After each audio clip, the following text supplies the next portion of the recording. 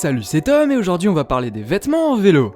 Bon, on va parler un peu de mode, mais surtout de sport. Alors en vélo, les vêtements sont importants pour ton bien-être lors de tes sessions de vélo. En effet, si tu ne te sens pas bien dans tes vêtements, au bout de 10 km tu vas commencer à péter un câble car tu vas penser qu'à ça. Et en fonction des conditions climatiques et du type de session de vélo que tu veux faire, tu dois choisir les bons vêtements. Parce que si tu prends un t-shirt alors qu'il fait 4 degrés, tu vas vite le regretter. Bref, déjà tu vas commencer par une bonne petite session de shopping pour trouver la bonne taille et les vêtements qui te gênent le moins. Tout d'abord, en vélo de course, tu ne prends pas des vêtements classiques. La base est un short cuissard rembourré à l'entrejambe. Ce rembourrage te permet de supporter la selle qui est extrêmement ferme. Tellement ferme qu'après tes premières sessions de vélo, tu peux plus t'asseoir. Vraiment. Ce cuissard de vélo est élastique et te permet de correctement transpirer. La fonction principale de tes vêtements étant de te gêner le moins possible. Ensuite, en général, tu as un t-shirt de sport avec des poches pour stocker ta nourriture, mais qui te laisse aussi transpirer.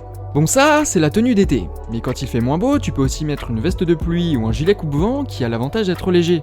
Ces vêtements t'isoleront un minimum de la pluie, du vent et des projections. Mais bon, c'est pas la peine de rêver, quand il pleut tu seras quand même mouillé. Ensuite, tu peux mettre un cuissard long, qui est le même qu'en été, mais qui va jusqu'aux chevilles. En gros, c'est un legging rembourré. Alors ça c'est bien, mais il faut savoir que tes muscles qui travaillent le plus sont dans tes jambes, et donc même s'il pleut, t'auras pas froid aux jambes. Bon, ça c'est mon avis. Je suis un peu taré en vélo, mais t'inquiète pas, je juge pas. Bon, après si tu débarques avec une triple épaisseur de cuissard, je vais quand même te juger. Sauf si c'est parce que tu as eu une mauvaise expérience avec ta selle lors de ta première session de vélo. Bref, personnellement, même sous 4 degrés sous la pluie, je reste en short. En effet, lorsque je pédale, j'ai vraiment chaud aux jambes. Et en plus, ça me motive à pas trop faire de pause, parce que dès que tu t'arrêtes, tu te transformes en glaçon. Mais encore une fois, c'est à toi d'essayer pour faire ta propre expérience. Tu devrais plutôt faire attention à ne pas oublier tes gants, parce que pour le coup, tes mains sont majoritairement inactives. Parce que crois-moi, sous la pluie et le vent, tu vas les perdre. Et quand tes doigts ne répondent plus, pour freiner, c'est pas gagné. Et de même pour passer tes vitesses. Vraiment, ne les oublie pas, sinon tu vas faire comme moi l'hiver dernier, à t'arrêter tous les kilomètres pour réchauffer tes mains.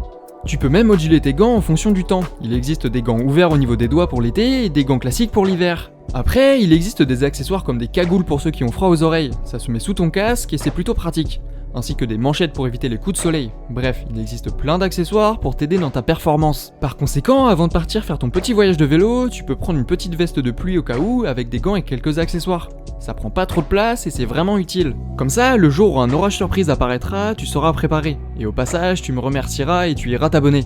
Après, je te conseille d'acheter de la bonne qualité, parce que te retrouver dans des vêtements étanches qui ne te laissent pas transpirer, c'est comme te retrouver instantanément en Amazonie sous 95% d'humidité dans l'air. Maintenant que tu as des vêtements fonctionnels, tu vas pouvoir avoir des vêtements communicants. En effet, les vêtements constituent également un moyen de communication pour les marques. Par exemple, les vêtements des coureurs du Tour de France sont des vêtements aux couleurs des entreprises qui les sponsorisent. Ainsi, tu peux voir des coureurs aux couleurs de la FDJ, Direct Energy et j'en passe. En fait, c'est comme les placements de produits sur YouTube, mais sur des humains transpirants qui roulent super vite. Et maintenant, c'est l'heure de s'abonner, liker et commenter. Après un petit partage, ça fait toujours plaisir. Alors cyclistes, à vos marques, pédalez!